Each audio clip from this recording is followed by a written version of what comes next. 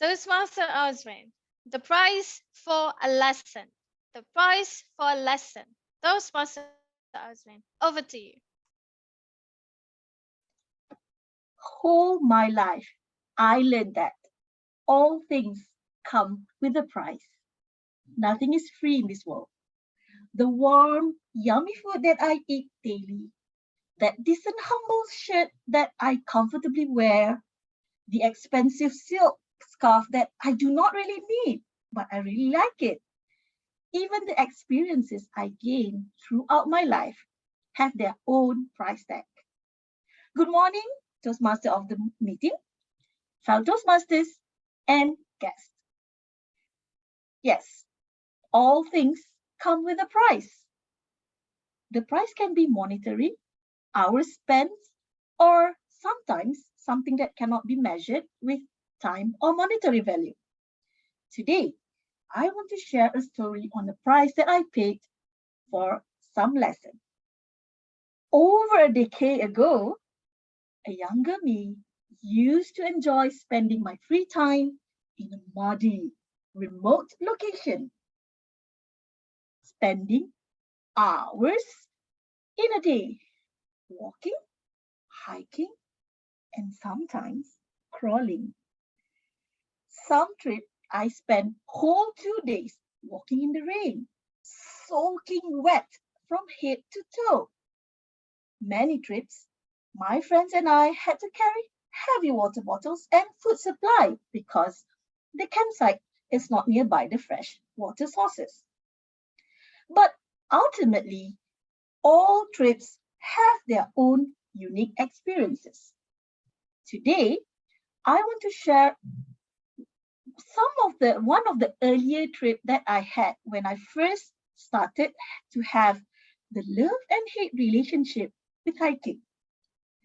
Over a decade ago, the younger me was big, though a bit smaller than today, but I was big, heavy, and slow. I can't quite recall exactly why did I agree to go on an adventure trip to a mountain called Gunung Besar Hantu, or sorry, to Gunung Batu Putih, or translated to English as White Stone Mountain. The mountain is not the highest mountain, but it's the eighth highest peak in Peninsula Malaysia. Even though it's not that high, but among hikers, this mountain is not a walk in the park. It was a grueling journey, and it took me 3 days to complete the whole journey. 3 days, 2 night journey. There were rivers to be crossed, rocky walls to be climbed, and thousands of steps to walk. On the first day, I took 12 hours to reach the first campsite, and I was the last person to reach the campsite.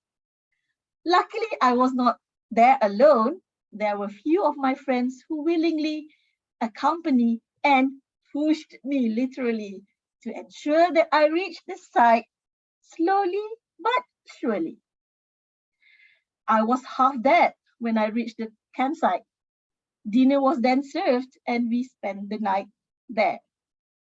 And the next morning, we resumed the journey up to the peak, and it took slightly shorter time than the day before, 10 hours for the second day.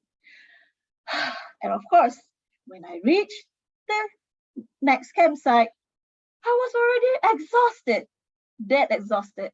I can't even recall what view, what anything else but the exhaustion that I had from the trip. The next morning, it was supposed to be easier because we are going down the mountain. So I thought. But, well, things happened. So the first few hours was okay. I was enjoying my time walking down the mountain until at one point I felt a sharp pain on my toe. And then I started to become slower and slower than I was before. the sharp pain was so painful. And when I opened my shoe, of course, my toe were bleeding. Apparently, I forgot to clip my toenails before the trip. So I learned then that it is crucial to clip your toenails before you go for a hiking trip. So the pressure on the feet then moved to my toes, and imagine walking for hours with that painful toe. And so I was delayed for more than 12 hours than the earlier group. The first group reached the starting point at 6 p.m., but I reached there on the other morning, 6 a.m.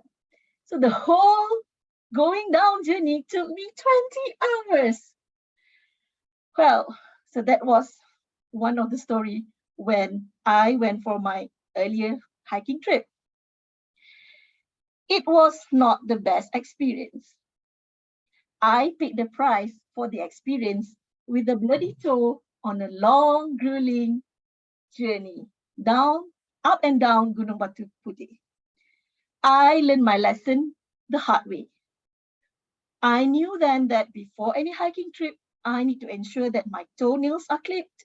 And I also learned that if others say things are easy, I still need to do some research on my own. No, I'm not saying that you can't do things that others do, but you need to know yourself. You need to know your limit, do your research, and prepare for it. So it's good to believe in yourself, but well, you need to be prepared. So, fellow Toastmasters, despite all that, I hope that we all should not regret any of our days. Never regret any days in our life. Good day, give happiness. Bad days, give experience. Worst days, give lessons. And the best days, give memories. Back to you, Toastmaster of the meeting.